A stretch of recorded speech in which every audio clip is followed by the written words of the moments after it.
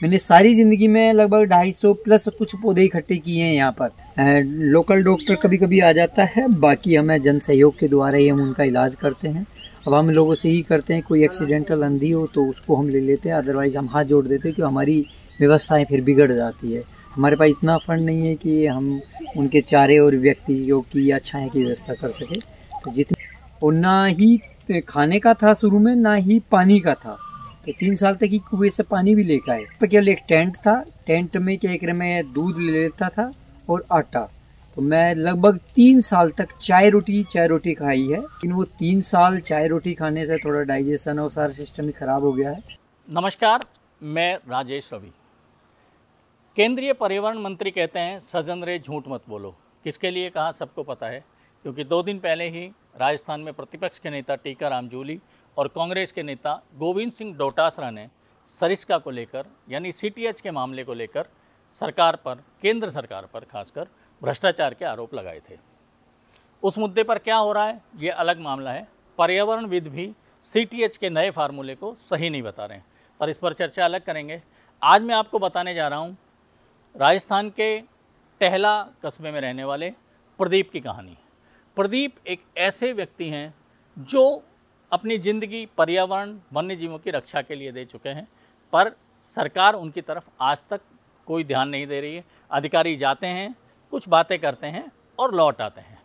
इन्हीं प्रदीप से बात की मिशन सच के हमारे सीनियर साथी प्रदीप पंचोली ने।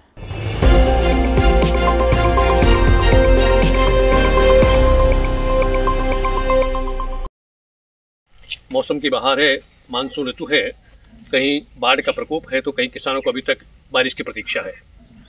लोग वृक्षारोपण के नाम पर जगह जगह पेड़ लगवा रहे हैं, फोटो खिंचवा रहे हैं, सोशल मीडिया पर अपलोड कर रहे हैं, लेकिन उसके पेड़ की परवरिश कैसे होगी इस बात की उन्हें ना तो कोई चिंता है और ना इस तरह का उनकी कोई योजना है।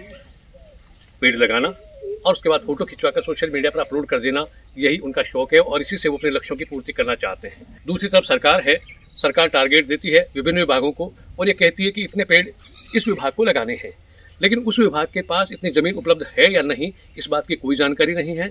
इसके अलावा उन पेड़ों की परवरिश कैसे होगी इस बात की भी कोई योजना नहीं है। गत वर्ष कितने पेड़ लगे थे और उनको किस तरह से परवरिश की गई, कितने बचे हुए हैं और कितने नष्ट हो गए, इसकी जानकारी सरकार के पास नहीं है।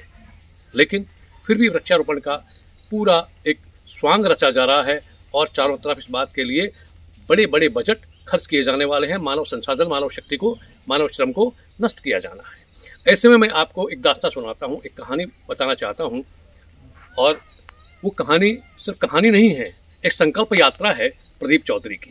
प्रदीप चौधरी मेरठ से चलकर राजस्थान आए। राजस्थान में वो राजगढ़ पंचायत समिति की धीरोड़ा ग्राम पंचायत में पहुंचे और धीरोड़ा ग्राम पंचायत में उन्होंने पेड़ लगाना शुरू किया। आज इस स्थिति में है कि उस नर्सरी पर विदेशी लोग आते हैं रिसर्च करने के लिए, यूनिवर्सिटी के छात्र आते हैं और वो सब प्रदीप से मार्गदर्शन लेकर के जाते हैं। साथ ही प्रदीप ने शुरू की गौशाला। गौशाला का नाम है श्री हरि गोपाल गौशाला। प्रदीप मेरठ से चलकर राजस्थान आए, धौलपुर गए, करौली गए और उसके बाद चलकर यहाँ पहुँचे गंतव्य पर। बहुत सारी ज़मीन थी, बंजर भूमि थी, सिवाय चक थी। प्रदीप ने तय किया कि यहाँ प्लांटेशन किया जाएगा। लेकिन एक बात और, प्रदीप के पास संकल्प था, मकसद था और अपना एक दृढ़ निश्चय था, लेकिन वहाँ पानी की व्यवस्था नहीं थी। प्रदीप ने पेड़ लगाने शुरू किए। शुरू में 280 के आसपास उन्होंने पेड़ लगाए। उन पेड़ों पर वो लगभग 1 किलोमीटर दूर से जाकर पानी लेके आते थे कुएं से। 2 खाली कनस्तर की उन्होंने एक कावड़ बनाई, उनमें पानी भर भर के लाते थे और पेड़ों में पानी डालते थे। धीरे धीरे उनके पेड़ों में कोपलें फूटने लगी और प्रदीप की उम्मीदें परवान चढ़ गई। प्रदीप को लगा कि वह अपने उद्देश्य में, अपने संकल्प में सफल हो पाएंगे।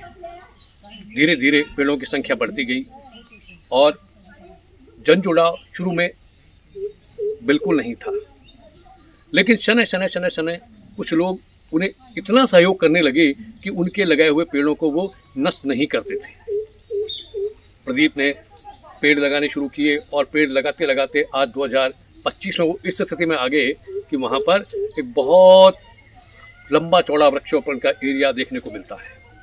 लगभग 5 से 6 हज़ार पेड़ प्रदीप ने लगाए हैं। उन पेड़ों में बरगद है, गूलर है, पीपल है, नीम है, वो पेड़ हैं जो स्थायी रूप से लंबी आयु वाले हैं, लंबे समय तक जीवित रहेंगे और छाया देंगे, पक्षियों को घोंसला देंगे। प्रदीप के इस प्लांटेशन के बाद आज से 20 साल बाद उस दृश्य की आप कल्पना कीजिए जब उन पेड़ों से सारी धरती ढक जाएगी और सूरज की किरणें वहां तक आने के लिए पेड़ों की पत्तियों के साथ संघर्ष करेंगी, लेकिन वो धरती तक नहीं पहुंच पाएंगी।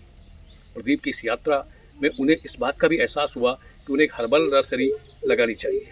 हर्बल नर्सरी लगाई उन्होंने और लगभग 300 इस तरह के पौधे उनके हर्बल नर्सरी में हैं जो राजस्थान में सिर्फ और सिर्फ श्री हरगोपाल गौशाला की हर्बल नर्सरी में ही उपलब्ध होते हैं। मसलन 8-9 तरह की तुलसी है, 18-19 तरह के बांस हैं, ओडोमास का पौधा है, हरड़ा है, बहेड़ा है और भी बहुत सारे पौधे वो प्रदीप की नर्सरी में उपलब्ध हैं।